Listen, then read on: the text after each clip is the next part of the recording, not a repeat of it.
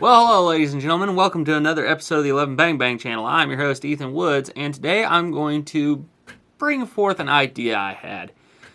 So I actually spent a lot of time last year out in the field with my flintlocks hunting.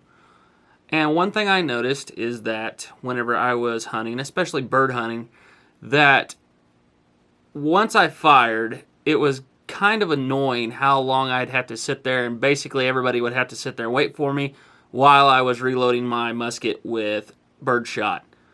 So I kind of had a thought, and I've actually tested this out before in theory, and it works quite well, but I didn't do it quite how I'm doing it here. And I thought, paper cartridges work really well.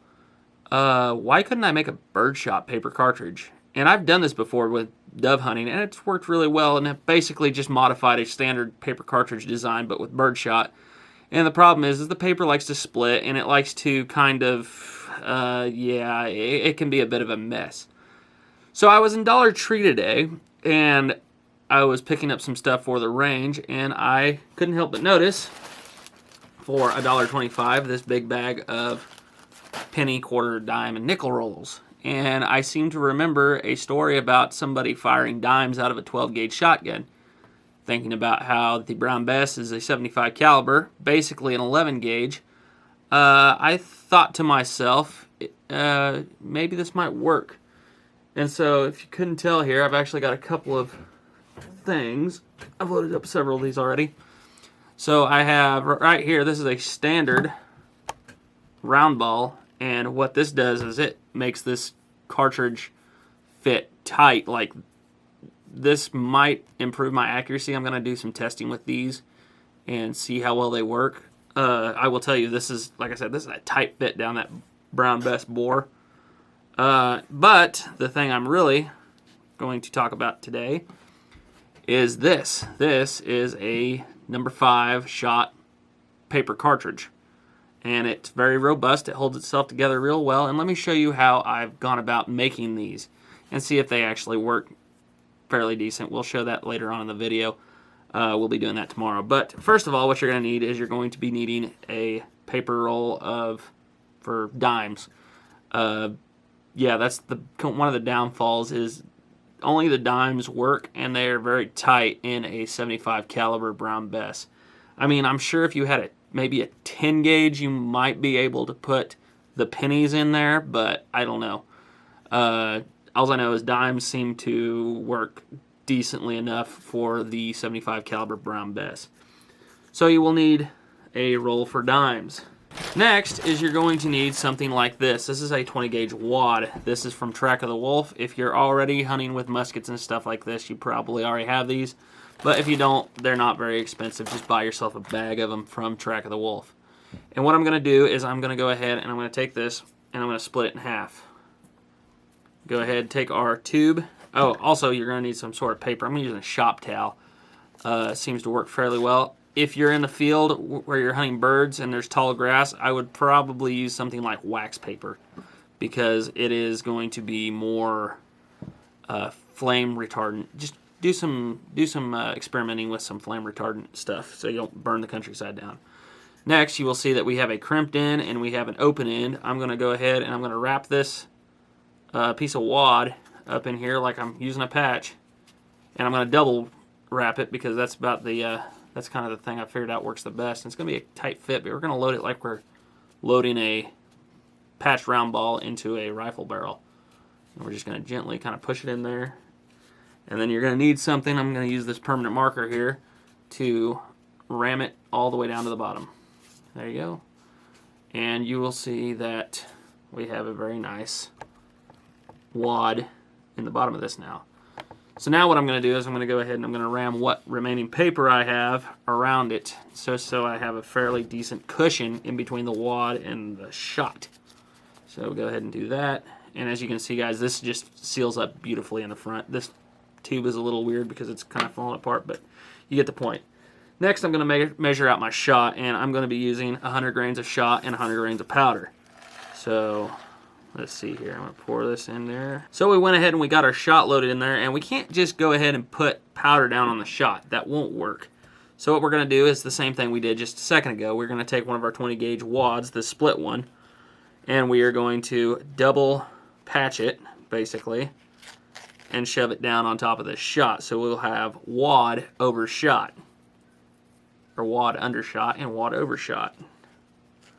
Go ahead, same process. We're just going to basically, just like a patch round ball, it should be a nice tight fit.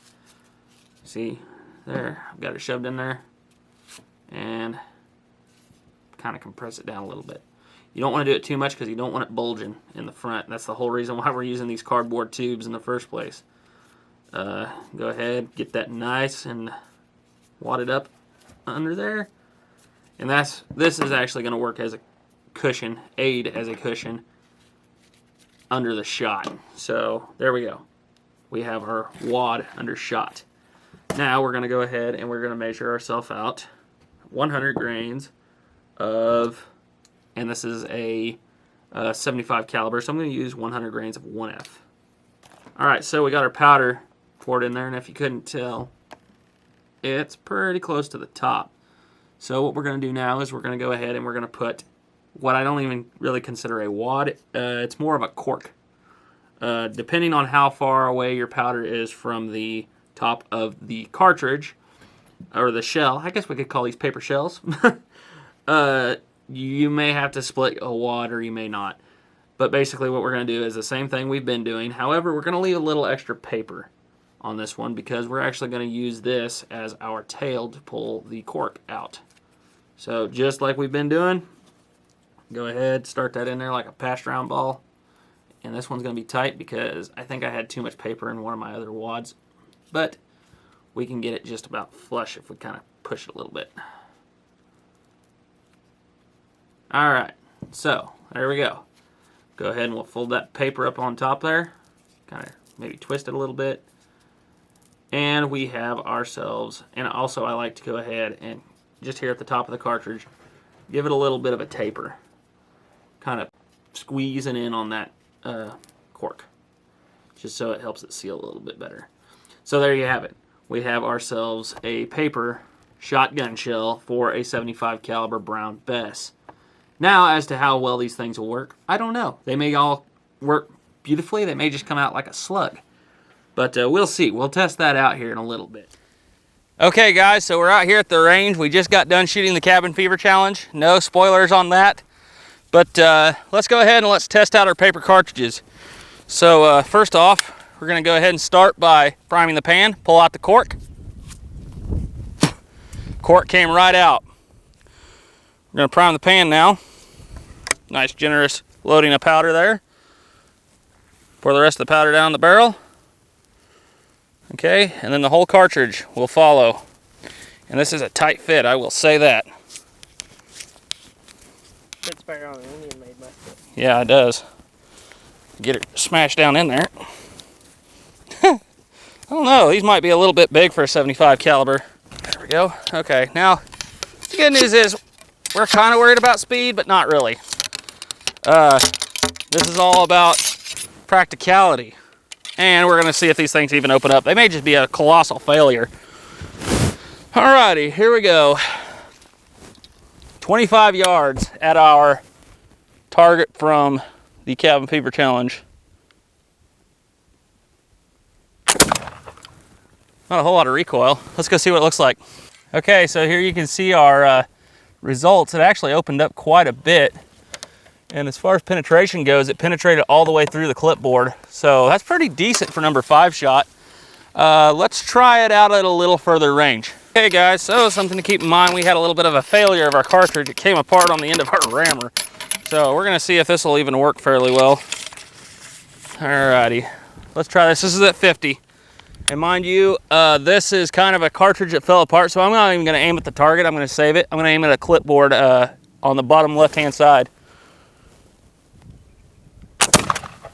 See what that did. Okay guys, so this was at 50 yards. And if you couldn't tell, we've got a spread from, we got hits up here, we got hits here, peppered this board, and it also peppered the board next to it. So you got about a 3-foot pattern. And once again, and actually we also got a couple of hits up in there. So yeah, about a 3-foot pattern at 50 yards. I'm going to try this again, but I'm going to try not to blow my paper cartridge apart when I load it and be a little more careful. So let's try her again.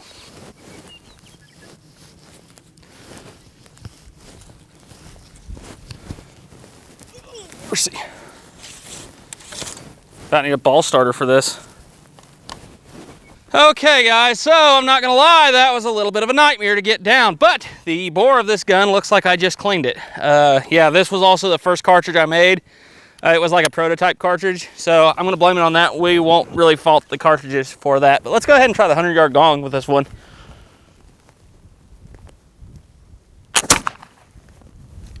I didn't hear a single BB hit, but we also tore the cartridge apart trying to get it down. Let's try it again for real. For reals this time. Get another actually decent cartridge. Ooh, that's my slug. Okay.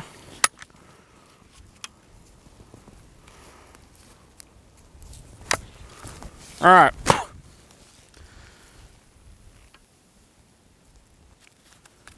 All right, let's see if we can get this down the barrel. I'm gonna try something different.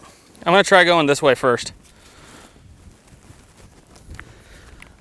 If they just made these a little smaller, you know, they'd fit right down the tube. There we go. You want it tight for your turkey load. Yeah. Okay, so that actually went a lot less painfully than the first one did. And this last shot we did. And we still have a wad on top and a wad below. So that's a plus. Okay, we're loaded. Let's go ahead and try this 50-yarder. Seeing as how I have a little confidence in this one. Let's go take a look. Okay, so 50 yards, it hit low for some reason. So, I mean, if this is a turkey, he's got a few BBs in him. And they blew clear out the back of the board, so I think he's dead. However, most of our shot patterning is down here, and guys, this one, I didn't flinch at all. I sit there, I was like, this is no recoil with this little 100-grain charge, so yeah, I don't know what happened with that one, just shot a little low. So, I got one more I want to try here, and I'm actually just gonna do it from here. I'm gonna shoot at that steel gong, which from here is 50 yards, and I'm going to try my, see if you can see it here, 69 caliber round ball one, and this is a 200-grain charge. So this one I actually got some cloth holding the cork on, just trying something different. And I actually couldn't see, I crimped the base of it just to hold the cork in better. Right? There's the cork. 200 grain. 200-grain powder charge. Actually like 195 now. Prime. Pour. Now, I got to think about how I want to do this because this is a very tight fit, and I'm kind of considering maybe taking and, there we go, do like that and then do like an infield cartridge where I basically rip the paper out from around the ball and then put this down the tube, and it's a very tight fit. You would think this would be super accurate. You would think. But we got to get that on the barrel first. Need a ball starter? Yeah, you might need a ball starter for this. Oh, there we go. There we go, brushed through it. Super tight fit, guys. And again, this isn't for like historical accuracy. This is just for hunting scenarios. So you want, you know, something a little quicker, a little more accessible for deer hunting, and you want something more accurate probably than your standard paper cartridge, which I have a lot of luck with the standard paper cartridges. Let's go ahead and try to hit this. Do I feel? No, I don't feel lucky. Let's try 50 yards here.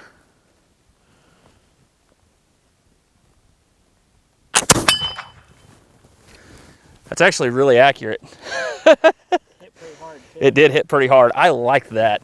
I like that a lot. Yeah, that actually worked. Let's try. I'm gonna try to load this paper cartridge again. Give it another chance, because right now I'm not very impressed with the Birdshot paper cartridges. I like that though, because I pulled the trigger and I was aiming dead center, and I did feel myself kind of go off to the right a little bit right as soon as the charge went down range. So I'm gonna put that on me. Let's go ahead and try some birdshot at this paper cartridge, or steel target.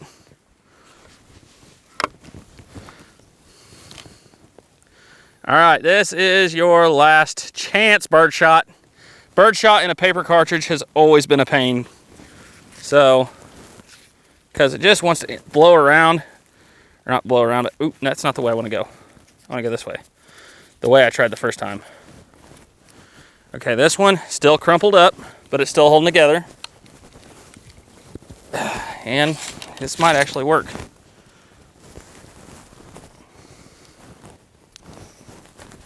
Very tight fit. The bore on this thing is just miraculously clean. We're getting very good compression. I just wish I could find a tube like this that was just a little smaller.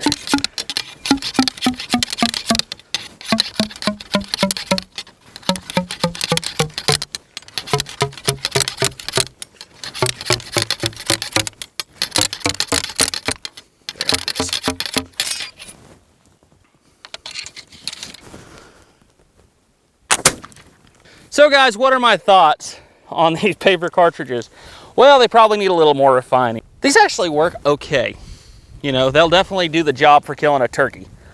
So yeah, that's about all I gotta say on that. So as always guys, thank you for watching. Trust in God. And keep your powder dry. Bye.